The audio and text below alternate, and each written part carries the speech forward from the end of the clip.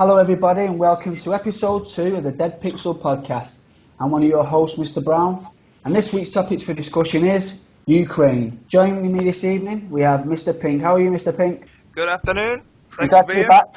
Yeah, glad to be back, man. Episode 2, eh? You thought we'd get this far? I'm shocked. And also joining us, the legend, Mr. White. How are you, Mr. White? Hello everyone, it's nice to be here again, and thank you for listening, guys, whoever there. Okay, so the topic for tonight, like I said, is Ukraine. However, just going back to last week's topic on Gaza, believe it or not, guys, we actually had a comment. Nice. And not only that, from Australia. So we are officially an international podcast. Skin of teeth. Okay, guys, this is a genuine comment from Greg in Australia. He says, "Great debate, boys, but you have to take into consideration the geopolitics of the state of play with the other countries to debate it fully. Israel wants Hamas in because it gives them an excuse to send in the troops." Now, I'm not just repeating that comment because it's our only comment. I do actually think there's a good point there. Just briefly from myself, before we go to you two guys, there is a sort of, a line of thinking that Israel perpetrated the election of Hamas. Why?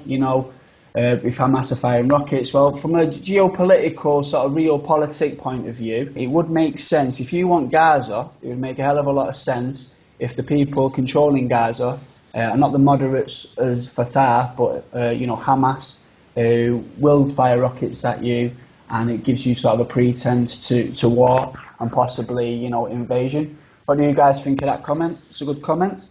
It's a good one, definitely. Mr. White here, and I think it's a fair point from, is it Greg you said, sorry? Yeah, Greg from Australia, yeah. Thanks, Greg, for the comment. It's a brilliant comment. I think it's a fair point. Yeah, they need to have a trigger to pull when they need it, and that trigger would be Hamas. So blame Hamas and do whatever you want. You can get into Gaza. You can deploy your troops. You can put a lot of money into your defense, right? And just justify it by the Hamas in Gaza. What do you think, Mr. Pink? I think it's a valid point. If we'd have had longer, maybe we'd have got to that point. I can see how, having a straw man there allows you to go in and take the decisive action, which Fatah wasn't giving you the justification to do. So I can see that point. It's definitely worth the exploration, and maybe a Gaza part 2. Definitely, yeah. Okay, well, thanks, Greg, for that. And like Greg, anybody can leave comments on Facebook or Twitter. We do welcome any comments, any questions, any insults. We don't really care. We just want to know that people's out there listening and debating. So, thanks, Greg. But this week's topic, like we've already said, Ukraine. Okay, now, if there was an Olympic sport in misinformation, I think that the US and Russia would have to go joint gold on this one. Now, looking into this, it is an absolute mess. Yeah, every single action that takes part in Ukraine, there's immediately on the internet footage, the so-called experts, blah blah blah. Yeah, and you cannot cut through the bullshit. I mean, have you guys found this? Yeah, I found it quite difficult doing the research and the background reading on this. I mean, again, much like the Gaza thing, this is not something we're going to be able to fully discuss and get done in this podcast. This is a bit incredible, frankly. I've got more information on the lost cities of gold, for God's sake. I mean, it's so contradictory, it's beyond belief. Yeah. So in regards to the podcast, guys, Mr. White, please. Yes, guys, here in regards to misinformation, I totally agree. I got friends in eastern part of Ukraine, I got friends in north and friends in the east. And believe me, whoever takes whoever's sides are so firm, so you could say brainwashed, that you cannot believe how good is the mass media, mainstream, and internet. You just literally, as soon as one thing happens, you got two opinions from two sides, and they totally contradict each other, and whoever listens to what lives in that side. Mr. Pink. Yeah, I mean, I think one of the wisest moves of the people who are actually who want this conflict was getting it out of Kiev and getting it out of the central the protesters out of that central square, because frankly at the time we could see footage and we could see for ourselves what was happening, and where the two sides stand. In this now going out into the rest of the country, it's very, very difficult to get sources on the ground at the right time. Also, the distinction between Arab and Israeli is easier to make than basically people who are pretty much similar, using similar arms, similar trucks and weapons and stuff like that. It's very similar uniforms, similar haircut, the lot. It is very, very difficult, and that's if someone that is there at the time, Johnny, on the spot, to actually capture any footage or give us any information. It's very difficult now. Let's get to the start, guys. Let's get from the beginning, basically. Yeah. So just quickly, guys. I think it's important to say we're not covering the plane crash. We're not covering particular missile attacks and whatnot. What we're saying is particular massacres and explosions. It's a 50-50 game at the moment. You may never know whether it is Russia or the EU, US or whatever. So just for clarity, we're going to be covering 4 topics tonight. I'll let you know what they are now, and we will go through them in due time. The first one is going to be historical tensions between Ukraine and Russia. The second one is going to be the cause of the protests, the initial protests. The third one is obviously Crimea. We have to speak about Crimea, guys, because that's when it came into most people's consciousness. And then we'll just final with East versus West. Okay, so Mr. White, if you want to take the lead on this one, okay. First topic. Our mini topic, let's say, is historical tensions between Ukrainians and the Russians, please. Let me rephrase. Let me put historical tension between Ukraine, Russia, and Ukraine and West, because we got 2 sides there, don't we? We got Ukraine in the middle of the East and the West, so it's really fair point to take judgment from that. But starting from Russia and Ukraine, the tension was there from the start, even though Russians actually did from Ukrainians. There was a Ukrainian Russia, if you remember, and they developed up from them. But after that, there was a lot of tension by wars and starting from the Middle Ages, and then going and developing into when the Russia conquered the Ukraine. Ukraine was under the Poles and the Germans and the Russia and the Tatars and Mongols, right? So there is a lot of tension. There is a lot of historical that, for example, if I would be an Ukrainian, I wouldn't like to remember. So, and especially genocide that the Ukrainians claiming in the 1930s, where they were starving from no food. So this is Soviet times, yeah? It's a Soviet times, yeah, it's a Stalin times. But the thing is, the truth is not only Ukraine were starving, the whole Soviet Union were starving. But new political... It's a time of collectivization, enforcement on the people, so, it wasn't... I don't think they suffered a lot. Yeah, you cannot blame just Russia, because Russia did the worst thing, not only for Ukrainians, but for themselves and the other nation that was in Soviet Union. Mr. Brown?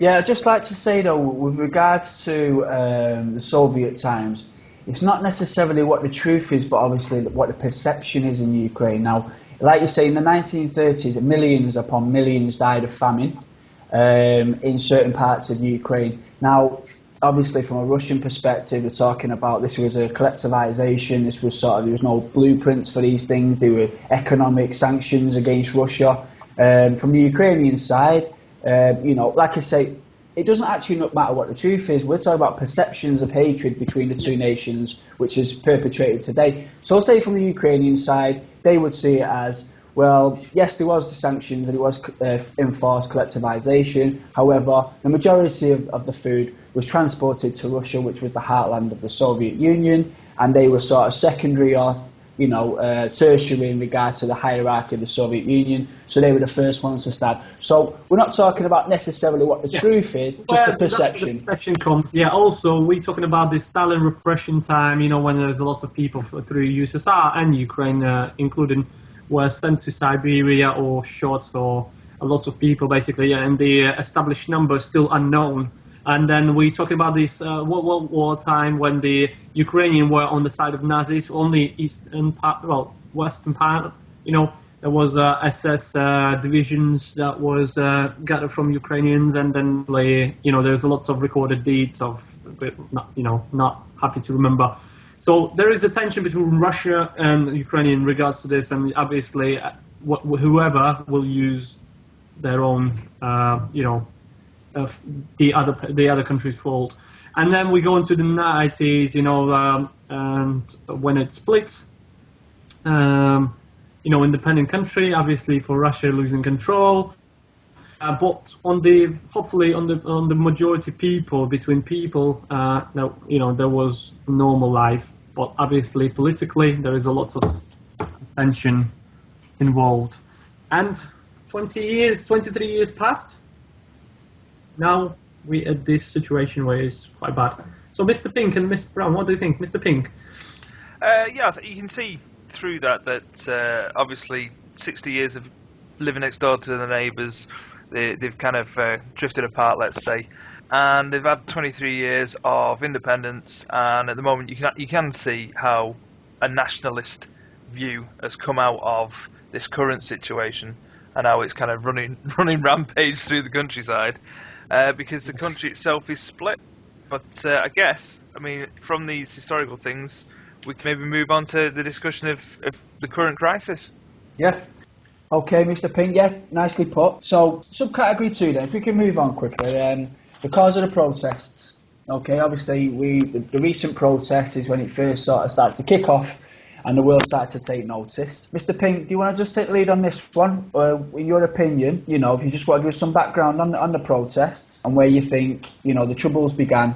Just going back to the start, I think it came up when the Ukraine were having to think about joining the EU. Now, as far as I'm aware, the EU has made them an offer, but this offer came with a caveat of basically separation from Russia. And Mr. White is gagging at the bit, he'll give you all the facts and figures in this one. But the Prime Minister in charge at the time rejected that, wanted to renegotiate. The people didn't like this. They want to be a part of this union and have more choices than just having one person that they actually trade with, which I can understand. From that, then it starts to spiral out of control. We get protesters in the actual cities.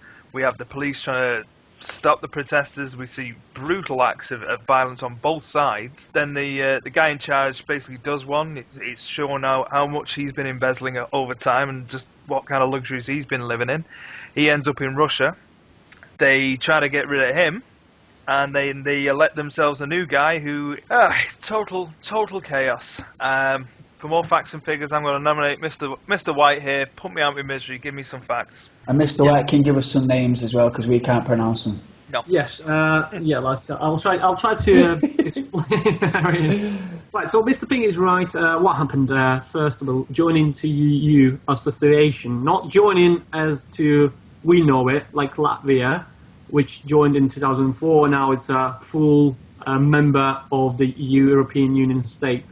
We're talking about the association as Turkey. Turkey, they have an association with the European Union, but they're not part of the European Union yet. So that's what been offered to Ukraine, association agreement. But the major point in that agreement was that the Ukrainian would become a market where the EU would just be selling their products, and Ukrainian could easily resell those products to Russia, because with the agreement with Russia, they do not, paying, to border tax is minimal. They have a special trade agreement, Ukraine and Russia. So if that happens, Russia will restrict those, they're probably going to cancel that agreement, which, for all Ukrainian goods to be paid in full price. So what that means, the Ukraine would lose eventually a huge amount of money, and that's why the first time, the agreement wasn't signed. That's what the Yanukovych, which is the elected president, that was overthrown afterwards, based his decision on. That's why he didn't sign in Lithuania the association agreement. So what happened next? The opposition erupted. The violent on the streets, Maidan. Do you know what's Maidan? It's gathering of people on the Maidan Square, and that's where the protest movement starts. But the thing is, the problem is, the protest was joined by the radical groups like right sector, wing sector, and that Mr. Brown. Yeah, just going back to the actual reason for the protest. Obviously, with Ukraine, we first heard of Ukraine a few years back, 2004, the Orange Revolution, where the perception was that an election had been rigged.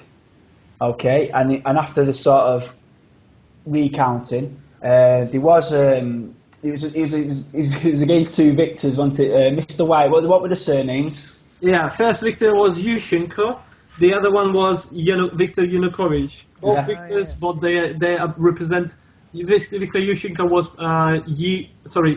U.S. orientated, and Viktor Yanukovych was Russia orientated. Yeah. So for my benefit, I'm going to call one U.S. Victor, and I'm going to call one Russian Victor. Okay. So after the recount, U.S. Victor got in. But what is interesting, a few years later. And in a democratic vote, and this is a vote that was considered to be fair and free, the Russian victor got back in. So after being ousted in a way, the Orange Revolution, the peaceful revolution, US victor became the winner. Mr. White, you're itching to say something? Yeah, just to let you know, the first victor, Yushchenko, were very corrupt and led the country to a really low downfall, but the second victor led it even further. So, Mr. Brown. Okay, yeah. So, in a twist of fate, after the Orange Revolution, US victor was kicked out, and the Russian victor was brought back in. Okay. So, in regards to the protests, it seems to me, this is what's quite interesting to me. The EU agreement was sort of rejected in favour of a better Russian agreement by a democratically elected president, okay, and everything really should have been hunky-dory at that stage, on paper. Democratically elected president chooses better economic deal. Mr. Pink? Just as far as I was aware, he wasn't holding out for a better Russian deal. He was saying, well, I'm still at the negotiation table. I understand that the people do want to be in the EU, but this will cripple us, and we're already in a bit of a shaky situation. So, could we have a better agreement from either side? Which, to be honest, is a good place to be. Yeah, he said, I'm not declining completely, but I want renegotiation for better. It all sounds reasonable, doesn't it, so far? It does sound, Mr. Brown. So, he wasn't holding out for a Russian deal, but what I'm saying is, at that stage of the game, the Russian deal was economically better. Economically better. However, once the EU agreement was considered, the perception, I suppose, to the Ukrainian people was being sort of pushed out for a Russian deal, people started to protest en masse. Which is a kind of a strange thing when a better economic deal is put on paper. You've just elected in free and fair elections the Russian victor, okay, but for some reason there's a massive minority of Ukrainians that. What would be that reason? Let's just we might discuss that. Okay, I might have different opinions to you, Mr. White, but it's got to be. It's a very strange. There seems to be an underlying desire to move away from Russia, certainly from Kiev. Exactly. Now, Mr. White, go on. I think I got a simple point. The Ukrainian people are most of the people. We're talking about the majority of people are on the brink of poverty. By joining the EU, they have a dream to get a better lifestyle. That's what the people are moved about, and that's what the opposition is using, right? And that's interesting because you've used the word dream there, because let's face it, what was on the table, the reality, not the dream, was an economic package by Russia that usurped the one that the EU put on the table. So I think that's quite a key word. It was a dream. It's a dream of Europe, which I know we've discussed this in the past, is the rich man's playground.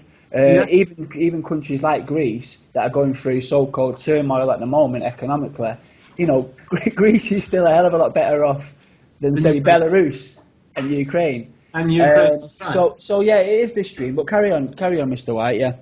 Well, that's my fair point, basically. That's it. I mean, the opposition uses this, they're saying that the Russians stole their dream and everything, which is fair point from one point of view, but it's just a dream yet. It's not resolved. It's not, it doesn't put on the paper. It's not being realized yet. Obviously, myself personally, that's my opinion, I would like to see to join European Union, the Ukrainians. Yeah.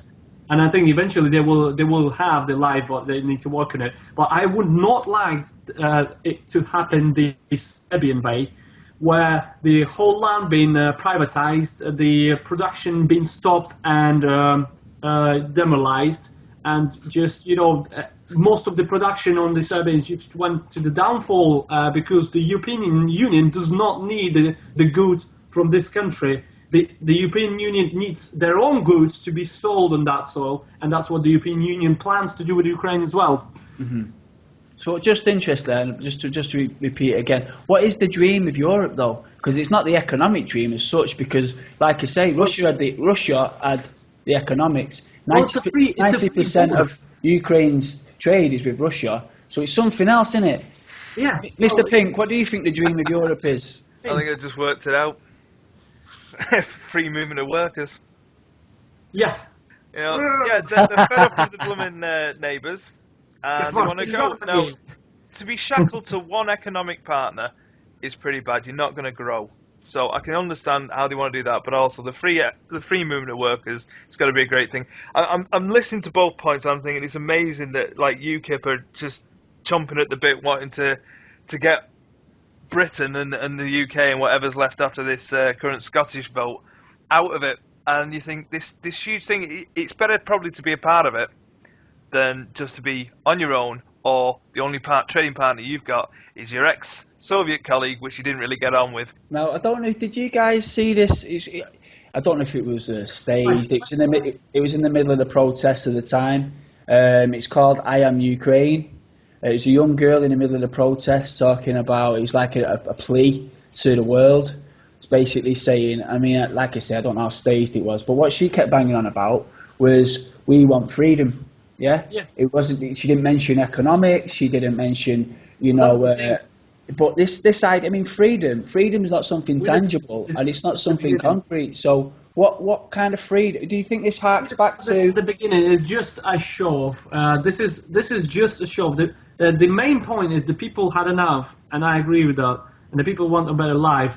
But we're talking about the staged and filmed to show the rest of the world how bad. I mean, they're not slave of anyone. But the problem is let's face it, Ukraine is a corrupted country, and the corruption in there is just like a pyramid on the whole country. But then let's get to the other point, guys, straight away. Mr. Brown and Mr. Pink, what do you think the other side? Does Russia would like NATO be part of? Because eventually, after the Ukraine joins European Union, the NATO follows. Well, let's just to stop you there, Mr. White. I mean, that is on the list just to discuss, and I think that we have got a category East versus West, and I think that should come up into it. But if you want to move on, I reckon I really do think the next point should be our third topic, which is Crimea. Yes. So at this stage, Crimea is when one superpower shows its hand and steps into Crimea. So does anybody want to take the lead on that? Yeah, that was my point, going to Crimea about NATO. So, okay. Mr. Pink, what do you think about Crimea? Lovely. Well, thank you very much. Of course, as you've so quite rightly said, if you're part of the EU, NATO follows.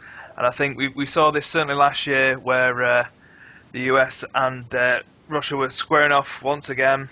And rightly so, the Russians could say, you've got nothing near us, you've got no great big bases. I mean, Japan's started to close down the bases, I believe.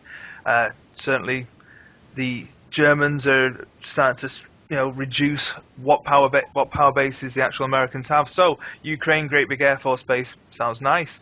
You can see that would be a nice stepping point for America to jump in if it needed to saber rattle.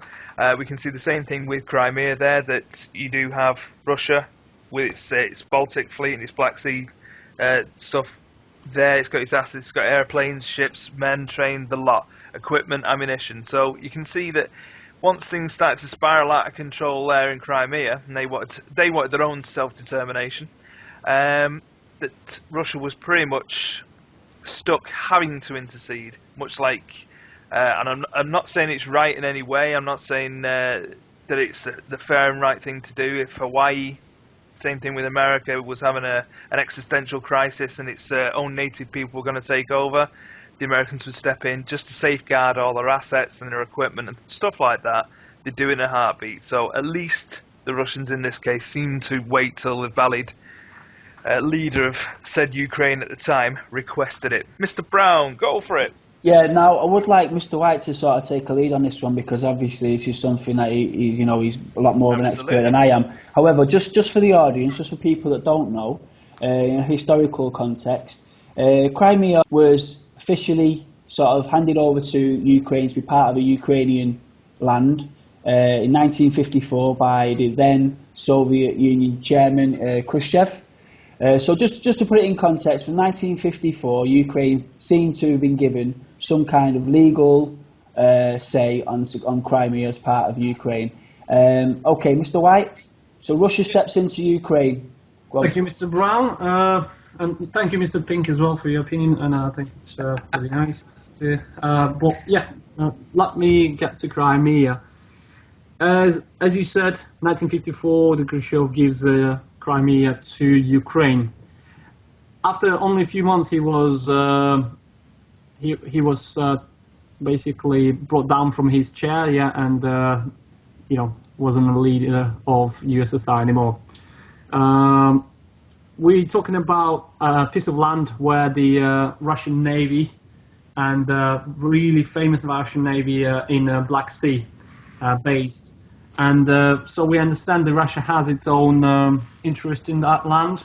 Plus, we must consider that the biggest population on the island are Russians. Is about 56%, 24% will be Ukrainians, and about 17% would be Tatars. Well, Tatars didn't felt really nice under the Ukrainians, I must say, but they weren't not keen to join Russia at the start, but then they redecided. So when the vote, after 23 years happened this, and the Crimea, Autonomic Republic of Crimea, as part of Ukraine, did a referendum, which was supported by Russian troops as well on the land, and they decided to join Russia. So that's what happened now, and obviously within the international law, it's the same precedent as the Kosovo being given to Albanians, right? So it's a precedent in international law, but I think, my personal opinion, I think the people choice must be the main choice. If the people wish to be part of their own land, then they need to decide it. Whether they want to join Russia, it's a really difficult question. Mr. Brown. Yeah, just going on to the referendum, and you can see him grinning because I think you know what I'm going to say. Well, Mr. Pink? Just before we go to the referendum, I've just had a bit of time to think about this. You've got, basically, since the last time the Crimea was in the headlines, great big war there, Russia, charged the Light Brigade, etc. Not a lot of people left at the end of it. Russia then says, let's have a naval base off there. Now, to safeguard your own secrets, you're going to use your own people, aren't you? So that's why, probably artificially, that has increased the Russian population of this small place, rather than them being the naturalized people that would have been there, the Tatars, etc. So if they do go to a referendum, they're going to want to stay with the supply of jobs, where the money's coming from. And I can understand how that's going to go. Yeah, but they do have this right to self-determination, because it was an autonomic place, yeah. So go on, you were saying, Mr. Brown, before I rudely interrupted. Yes. As well. I understand it's a podcast, and let me just agree. If you're going to referendum and voting to be independent and join Russia, you expecting that your salaries will go raise up and everything, because in comparison to Ukraine and Russia, it's 3 times more, which is fair point. from the point of view of the historical value of this land, it's really, it has oil in the sea. It's a tourist attraction point, really famous, and a lot of millions and millions of people going there, so it's a huge money in there. But we're talking about also a history of a Russian Empire, right, when it was Sevastopol War, the Second World War as well. The Sevastopol was one of the hero cities. So, you know, and the people from that land considered themselves, you know, the glory of their ancestors and etc. Mr. Brown. Yeah, a couple of things on Crimea. From the research I've done, this idea that Crimea has always been sort of Russian majority for centuries is kind of a misleading propaganda tool, because the research I've done, a census that was done in 1897, which isn't that long ago in the grand scheme of things, the majority. I remember it well. Yes, you do, yes. The majority of the population in Crimea was actually Tatars. But anyway, what I'm saying is it doesn't go back centuries and centuries and centuries. However, in regards to the referendum, I've got a couple of problems with the referendum. First of all, and your point there about Khrushchev, he gave sort of Crimea to the Ukraine, and he was a kind of a slight, I think the point that you said, then he was kind of overthrown straight after. Almost, as if they disapproved, yeah. Almost as if, some legal contracts should be nullified now because the man was obviously crazy. Just one moment. I know it's only I'm only being tongue-in-cheek, but, what I'm saying is a transfer of land from one nation to another is a legal contract. Whether it's right or wrong, there's legalities involved, and that was an official transfer of land, okay? Regarding Crimea, and you're talking about Kosovo, okay? Sort of like Kosovo. Kosovo was based on, the decisions of Kosovo was based on thousands and thousands of people being killed, there's religious intolerance, blah, blah, blah, okay? I would actually liken the Crimea referendum to the Falklands referendum. Falklands, for people that don't know, the Falkland Islands are just off the Argentinian mainland, but it is owned and run by the British. And whenever the Argentinians try and make claim on it, because it is actually an economically viable little island, all the Brits have a referendum, a pointless referendum, because they're like 99% British. They all get dressed up in their British flag outfits, and guess what? The outcome is we want to stay British. Exactly. Okay, that to me, it smacks of that a little bit, because the Russians had already moved into Crimea. They've populated it. They've brought jobs. They've brought their own men. Yeah. Then they've done a referendum. I mean, let's be honest now. Do you honestly think anybody, so the Russians are in there, the troops, they hold a referendum. Do you honestly think, in the face of the Russian troops, you're going to go to the election booth and say, no, I want to be Ukrainian? Obviously, there's going to be a sort of feeling of, you're a traitor if you are not Russian, you blah blah blah. So to me personally, Mr. White, the referendum was a propaganda tool, and it doesn't hold a lot of weight. But there is the issue of, do people have the right to determine their own little land? Okay. Now I know you both want to jump in, but just let me finish. Okay. So we're talking about just people in land that belongs to someone else. Okay. There's a lot of places in Britain where the vast majority of people are not necessarily British, okay?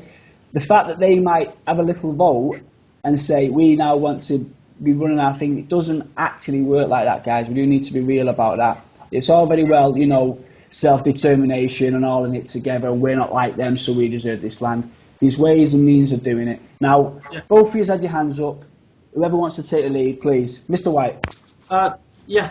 Fair point, Mr. Brown. I think you showed a good example about the war in Falklands anyway. The only difference, I just want to put a fact in there, for example, in the Falklands, there was no British before certain time, and we're talking about 300 years history where the Russians were present in Crimea. Obviously, the Crimea was taken before that by the Tatars and etc. And I agree. The referendum must be taken officially by Ukrainian officials, right? By Kiev, who's the part of that country, and if they allow that referendum, then they're way to go, right? But they didn't, so yeah, it will still leave a lot of conflict between it. But the fact is that Crimea now belongs to Russia, not officially, but they're not going to give it back. That's the fact. Mr. Pink, what do you think about that? I would agree that certainly there would be bias in there, but also I'm sure I'm getting old now, and I'm sure we started this off by talking about how corrupt Kiev was. So any kind of referendum is open to all kinds of tinkering. So I mean, at the end of the day, fair enough, we're suggesting at the moment that the Crimea is Russian. As far as I'm aware, legally they are a self-determinating body, and I can understand how that is now linked on to Crimea, who are pretty much gone east and west. Parts of them want to go with Russia, parts want to go with the EU, and geographically and luckily for us, it's actually broken down east and west. And I can see how basically Crimea getting its right to self-determination and becoming basically an oblast in itself has led these people to think, yeah, we can do that. And you can see where the spark has started, and that's what they want. They want self-determination, and I don't think they want it to go through Kiev. I think they want to have a referendum in each state, state by state, city by city, geographical area by geographical area, and I think that's the only fair way that's going to break down. Interesting. Yeah, interesting point, Mr. Pink. Right. Mr. Brown, what do you think? Let's get to the next point. I think we covered Crimea. Mm-hmm. It's more for you, listener, to decide who Crimea would be best with, whether the referendum was legal. Well, it's not supported by majority of the country. Yeah, I mean, we give our opinion on these things. Obviously, it's up to the listener to do their own research in many respects. So, please. Yeah. Okay, so the next point, the next little subcategory. One that I think might be the most fun, actually. We've titled it East v West, okay? But really what we're getting at is, what do the US involvement, what does that mean? What do they want? And what really do Russia want in regards to this? Is Russia just simply like, oh, the Slavic people, we are the protectors and the givers of life and blah blah blah? Or is there's obviously something more to that? Because let's face it, this isn't left versus right. This isn't Soviet Union versus capitalist USA. This is two capitalist societies. Yeah, this is laissez-faire, free markets. You've got the oligarchs of Russia. You've got the multinational corporations of the US. Okay. They're in it for themselves, guys. Yeah, let's be real about this. So, Mr. Pink, start with you. USA, okay? From what you know and what you've read, you might step into the old conspiracy pond now and again, but what do you reckon the USA are after in all this? It does seem to be that they want a base of operations, and a powerful base at that, right on the border of Russia. Their old sparring partner. Maybe this is revenge for the old Cuban Missile Crisis. I have no idea, but it does seem to be that they very much push straight away, sanction Russia, before there's any evidence of Russia actually taking part in any kind of Ukrainian things. Because as far legally as we can tell, the Crimea issue is resolved. They have decided they're on their own. Now the next issue is the other part, the eastern parts of the Ukraine, wanting to go with Russia, and the western parts wanting to go with the EU. Now, the USA are backing the people that want to go to the EU because that's what they want. They control that market. They are the king capitalists. Russia has only just kind of been learning capitalism since the late 80s, and obviously they think they've still got some ways to go in this. But yeah, you're quite right in saying it is the battle of the capitalist giants, basically. Mm-hmm. It's not going to be done over guns. It's not going to be done over blood. It's going to be done over money. And I think basically military bases. You did touch on that. You think that's got military bases and jobs are good for the locals, but for the bigger countries such as USA and the other European powers, what they want is to basically a new market to get rid of these goods, inject a new market into this failing EU system. And I mean failing because at the moment there are financial constraints. So they need a new market to flood basically, and they're looking here. And it's reasonable. It follows on that's what they want to do. They want to open this and get all their goods in there. And to a certain extent, the people in the west of the Ukraine want this. It's like the old Cold War adage. They want the VCRs. They want the Levi jeans. They want this open market.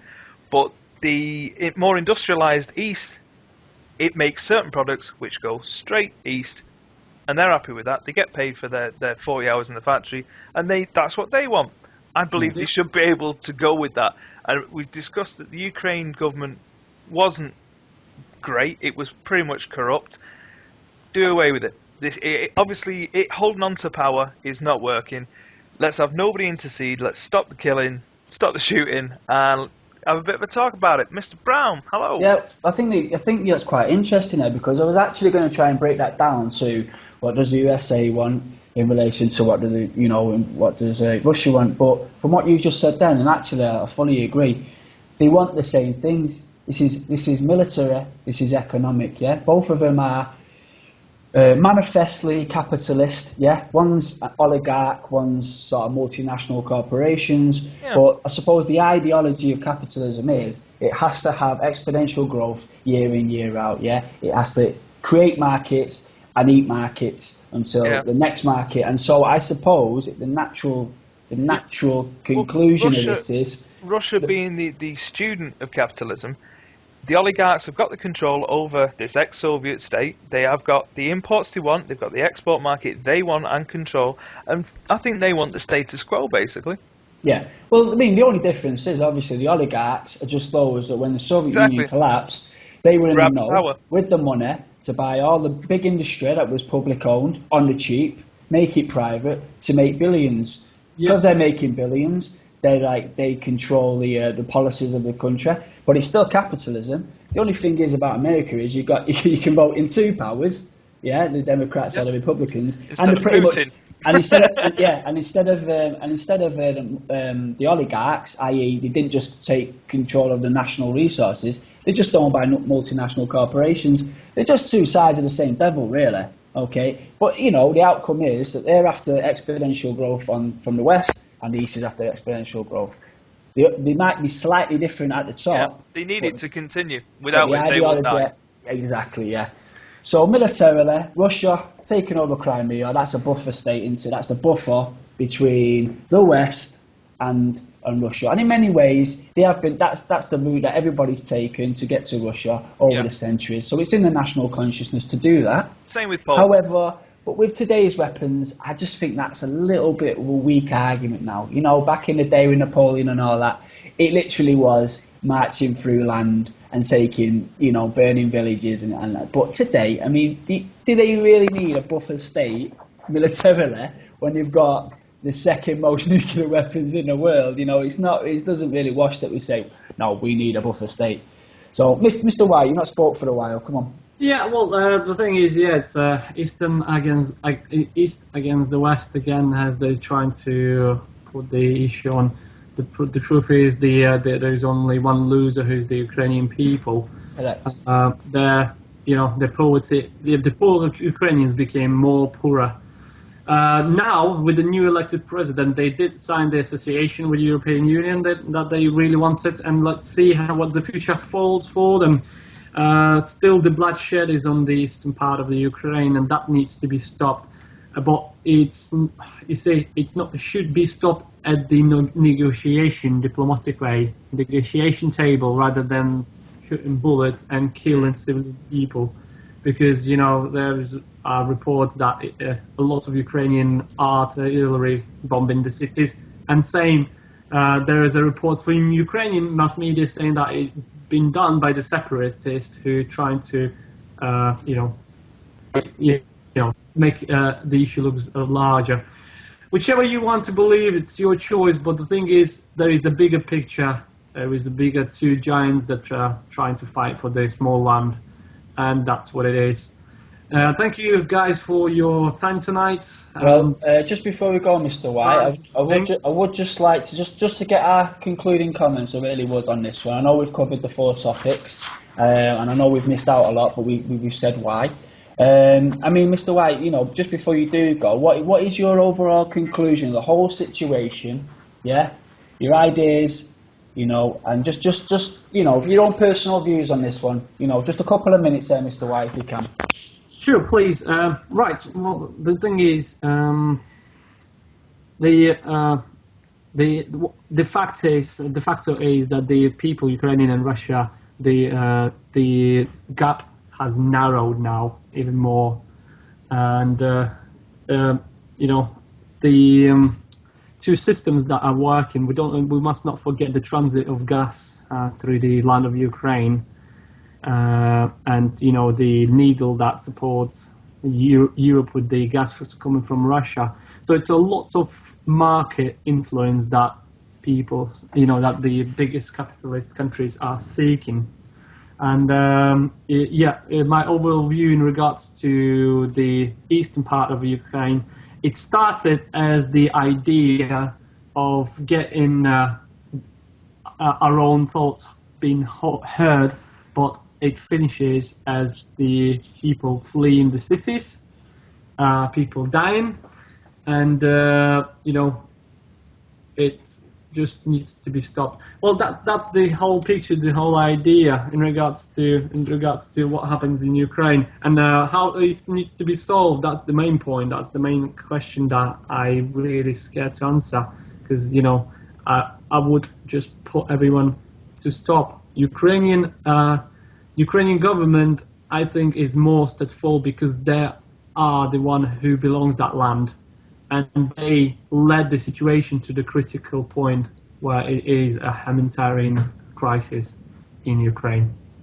Okay, Mr. Pink, again, just your final conclusion, just a couple of minutes there, just to take stock. What do you think the core of this situation is, and you know, what thoughts you might have on it? I think. God, I really don't want to actually say it, but I'm going to have to agree with Mr. White there.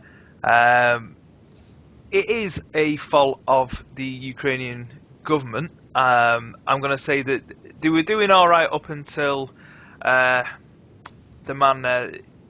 actual president, basically legged it, and